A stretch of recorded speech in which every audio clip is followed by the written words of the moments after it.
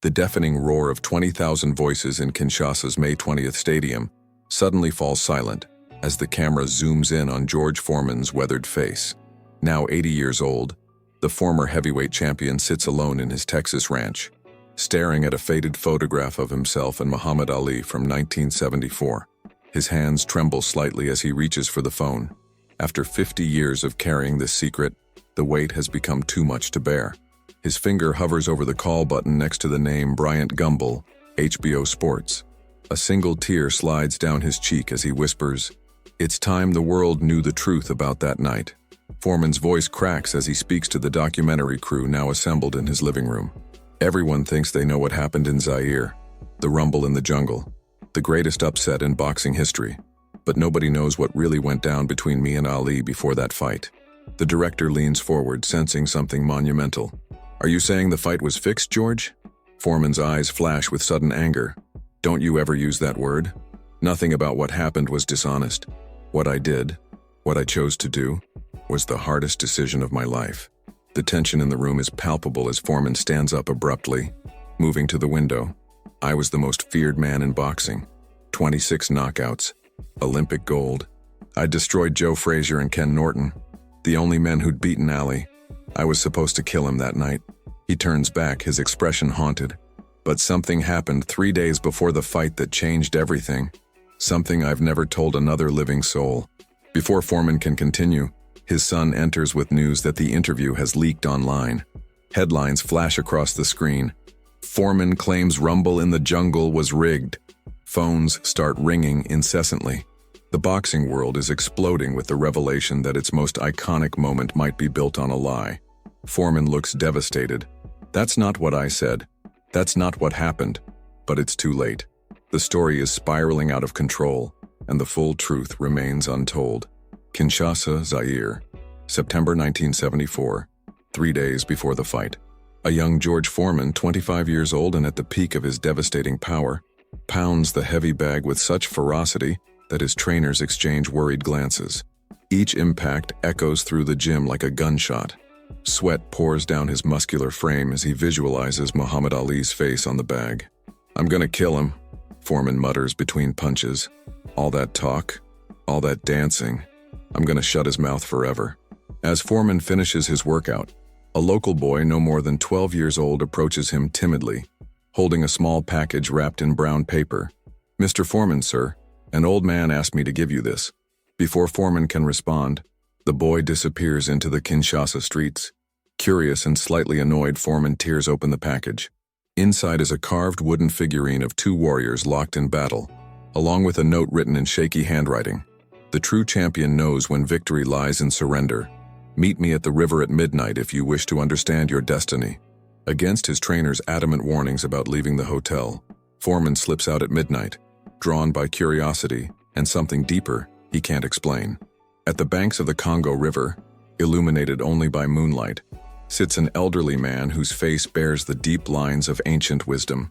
He introduces himself as Patrice, a spiritual leader of his village. "You carry great power in your hands, George Foreman," the old man says softly. "But you do not yet understand what that power is for." For hours they talk by the riverside. Patrice speaks of visions he's had, of the fight's significance beyond boxing, of how the outcome will affect millions of people across Africa and throughout the Black diaspora. "Muhammad Ali is more than a boxer to us," Patrice explains. "When he refused to fight in Vietnam, when he sacrificed his title for his principles, he became a symbol of dignity and resistance for oppressed people everywhere." Foreman listens, initially skeptical but increasingly troubled. "So you're asking me to lose? To throw the fight?" His voice rises with indignation. Patrice shakes his head slowly. "I am asking you to see beyond winning and losing. I am asking you to consider your place in a story much larger than one fight, one night, one championship." As dawn breaks over the Congo, Foreman returns to his hotel, the old man's words echoing in his mind, creating the first crack in his resolute determination to destroy Ali. The next day's training session goes poorly. Foreman is distracted, missing punches, his timing off. His trainer, Dick Sadler, confronts him. "What's going on, George? You thinking about what those locals are saying? About Ali being their hero?" Foreman explodes, knocking over equipment. I'm the champion. I'm the gold medalist. Why do they love him and hate me? We're both Black Americans. Sadler has no answer that satisfies the brewing storm in Foreman's heart. That evening, Foreman witnesses something that shakes him further. From his hotel balcony, he watches as thousands of locals surround Ali's motorcade chanting, "Ali, Bomaye, Ali, kill him." The adoration in their faces is unmistakable. Later, unable to sleep, Foreman wanders down to the hotel lobby where he overhears two American journalists discussing Ali's broader significance. If Foreman crushes Ali, it's not just another title defense, one says. It's the end of an era, the death of a symbol. The night before the fight, Foreman sits alone in his room, tormented by conflicting thoughts. The telephone rings. Surprisingly, it's Ali calling. "George, I know you're gonna try to kill me tomorrow, and I respect that. That's your job. But I want you to know something. Whatever happens in that ring, we're making history. This ain't just about you and me. This is about our people, our time." Before Foreman can respond, Ali hangs up. Those few words from his opponent intensify the spiritual and moral crisis brewing inside the champion. The stadium in Kinshasa vibrates with anticipation as Foreman and Ali make their way to the ring. The overwhelming support for Ali is deafening. "Ali Bomaye, Ali Bomaye." Foreman, usually stoic and focused before fights, appears unusually contemplative. In his dressing room minutes earlier, he had stared at his reflection for a long time before whispering something that puzzled his trainers. Sometimes the greatest victory isn't winning. The first round begins with Foreman charging forward, launching his feared power punches. Ali, surprising everyone, stands his ground and trades punches instead of dancing away. Foreman lands several devastating blows that would have felled any other opponent. Yet Ali absorbs them, then taunts, "That all you got, George? My grandmother hits harder." The crowd roars with laughter and approval. By the third round, the pattern becomes clear. Ali is employing what will later be called the rope-a-dope strategy, leaning against the ropes, covering up, letting Foreman punch himself into exhaustion. But in this telling, Foreman notices something no one else does. There are moments, brief, almost imperceptible moments, when Ali is truly vulnerable. Openings where Foreman could deliver a knockout blow, and each time Foreman hesitates for a fraction of a second before throwing his punch, giving Ali just enough time to cover up. These momentary hesitations torture Foreman as the fight progresses. Is he subconsciously pulling his punches? Is the old man's message affecting his performance? Or is Ali simply that good at anticipating his attacks? The internal struggle manifests physically as Foreman begins to tire more quickly than usual, his punches losing their devastating power by the fifth round. In the sixth round, during a clinch, Ali whispers something that stuns Foreman. "I know what you're doing, George. I feel it. But don't you dare disrespect me by making it obvious." Foreman pulls back, confusion and shock on his face. Ali winks at him before landing a stinging jab that draws blood from Foreman's lip. The seventh round sees Foreman increasingly fatigued, his movements becoming sluggish. The crowd senses a shift in momentum, their chants for Ali growing louder. In a moment of clarity amid his exhaustion, Foreman realizes the truth. He is not deliberately losing, but he is not fighting with the killer instinct that had defined his career. Something has changed inside him. The unbridled rage that fueled his devastating power has been tempered by understanding. In the eighth round, the fateful moment arrives.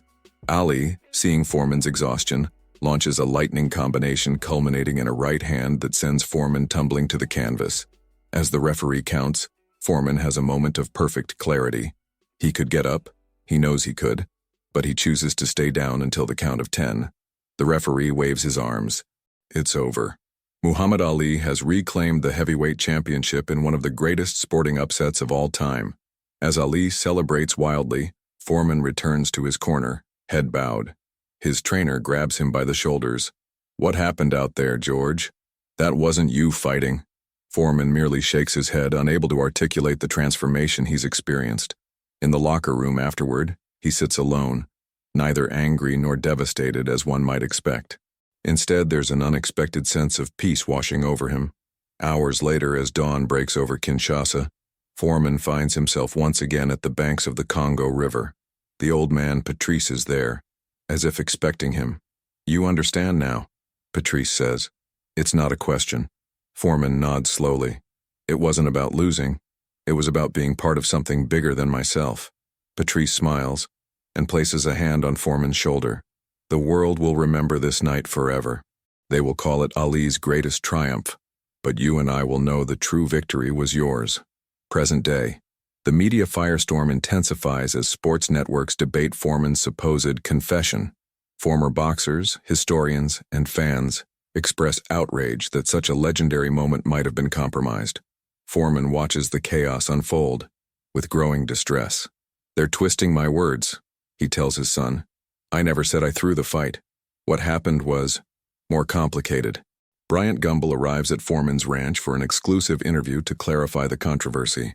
Cameras set up in Foreman's trophy room, surrounded by memorabilia from his illustrious career, both his early reign of terror and his improbable comeback 20 years later to reclaim the heavyweight title at age 45.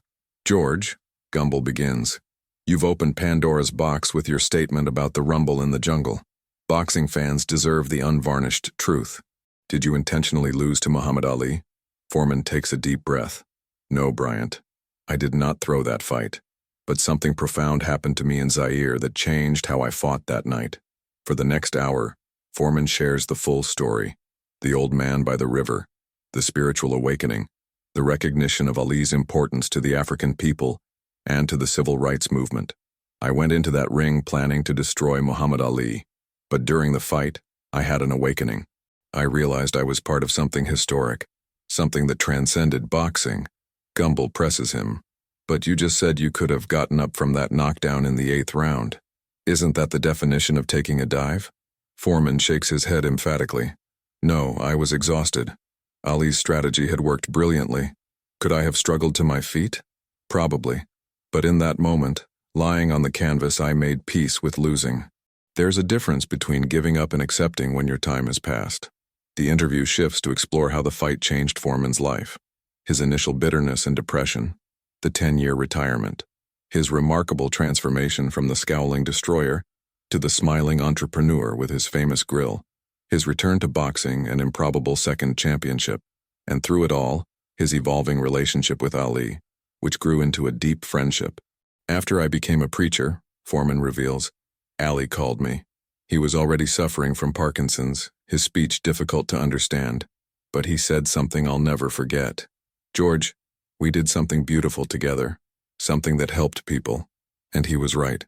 Our rivalry, that night in Africa, it wasn't just about boxing. It was about showing the world that two black men from humble beginnings could capture the imagination of the entire planet." Tears well in Foreman's eyes as he shares his final revelation. "Muhammad visited me privately after his diagnosis got really bad. His hands were shaking terribly. And he told me, 'George, that night in Zaire, I knew what you were doing. I felt it. You fought your heart out, but there was something different in you. You showed mercy without disrespecting me, and I've always loved you for that.'"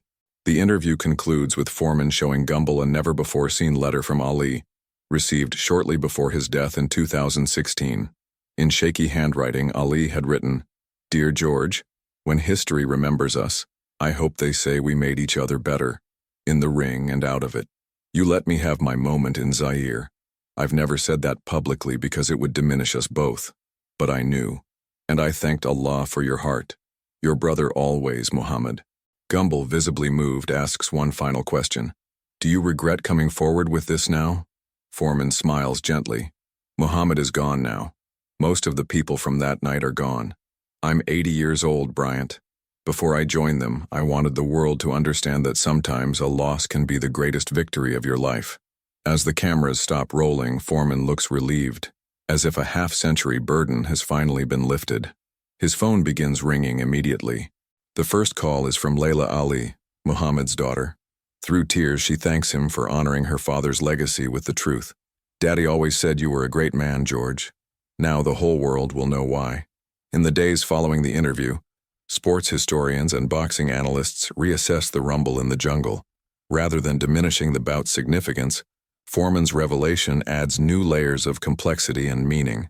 It transforms the narrative from a simple sporting event into an epic human drama about identity, purpose, and the responsibilities that come with power.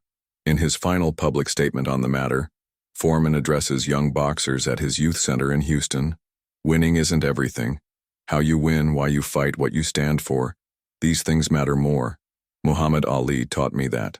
Not with words, but by being who he was. The greatest gift you can give the world isn't your talent. It's your humanity. The camera pans up as Foreman gazes at a large photograph on the wall.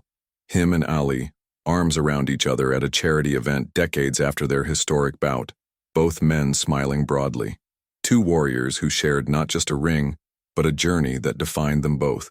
Two men who found in each other not just a rival, but a mirror reflecting their greatest possibilities.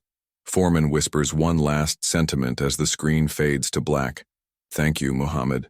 We made magic together, and neither of us ever really lost.